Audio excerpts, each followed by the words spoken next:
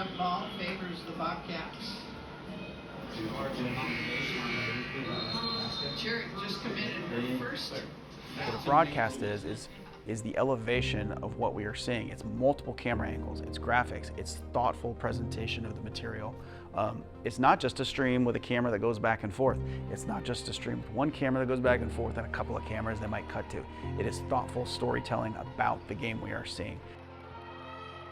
So when you're broadcasting a game, you're giving people more context than they have at home, right? So when you're at the event, you can see the players, you can see the crowd, you can see all the extra stuff, but you don't know all the stories behind the players. One of the better things about broadcasting is the announcers have researched all this, the producer has researched all of this, so they're able to give you who this player is, why they are important, how they got to this place, what the stakes of the game are. Like, is this just some meaningless game or is this an important game? And if so, why?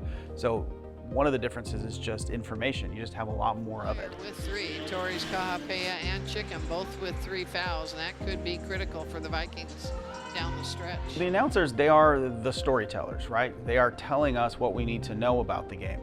A good announcer will give you all of those stories. They're also selling the moments, right? So this person hits a shot, they know whether that's an exciting shot or not an exciting shot, and they will let you know by the way they call it. Up on top.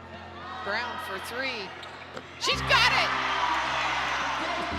People throw the word storytelling around all the time. Like, I'm a storyteller, I'm a storyteller. There's a difference between telling a story and telling it well. Our last broadcast of the year, Terry Miller Jr., right? He was our impact player, a highlighted player at the beginning of the game. We talk about what a great season he has and how important he is to this game, and then we follow him in that game. We come back to him and talk about the night he's having. We show his highlights.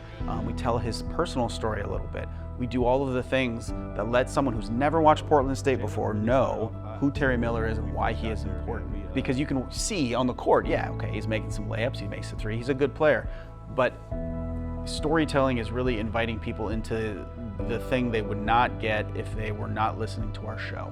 They're not going to get his story sitting in the stands. They're not going to get his story from Instagram highlights. They're going to get his story from the people talking about him, the graphics that support what he's done and who he is.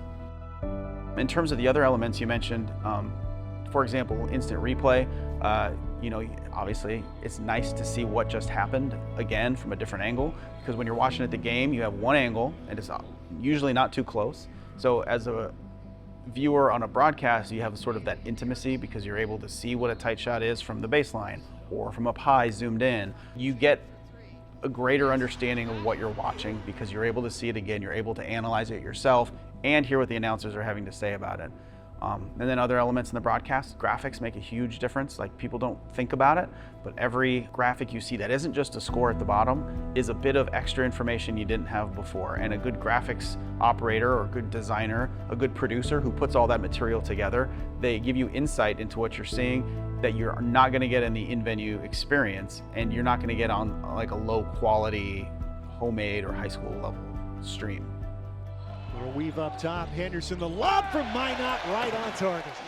Then there's things like audio, right? When you're at the game, you hear the crowd cheering. You don't hear the ball rip through the net.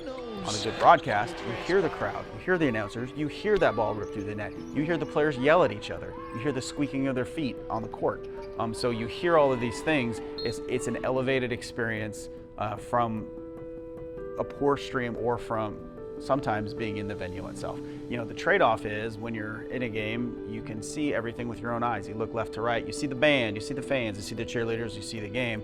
So with the broadcast, you've got to really provide all of that so the viewer at home gets the same thing as the people in the venue, but they also get all that extra information. A good set of announcers, a good producer, a good crew is telling you exactly what's happening on the court, but amplified with all the details you need to know. And that's the difference between broadcasting and streaming. And one of the things I think people don't always realize is that there's a lot to broadcasting. It isn't just setting up some cameras and going. It is thinking in advance about the story of the game and what you need to convey to the viewers, and then preparing the materials to have it expressed in an understandable, compelling way. Since the 2006-07 season, that year they won the regular season and conference titles. They followed up the next year with a back-to-back Big Sky Conference titles. In fact, it was 08 and 09. When you are able to emotionally engage with what you're watching, it's more fun to you. I mean, we've all seen like our uncle's little camera that goes back and forth at the nephew's basketball game, and it's not very much fun to watch, even if you like basketball, even if you like your nephew, because you don't have anything else to entertain you. So a casual fan can watch a well-produced basketball game, say, and enjoy it because they're learning, oh, this player does this player does this, oh, here are tight shots of the players' faces. You start to emotionally connect with the people you're watching, even if you've never seen them before, because you learn what their stories are, you see their faces. It feels more personal as opposed to something that is more, you know, impersonal, I guess, a wider shot with no extra information, no extra camera angles. That is one of the ways that a broadcast really connects the viewer with what they're watching.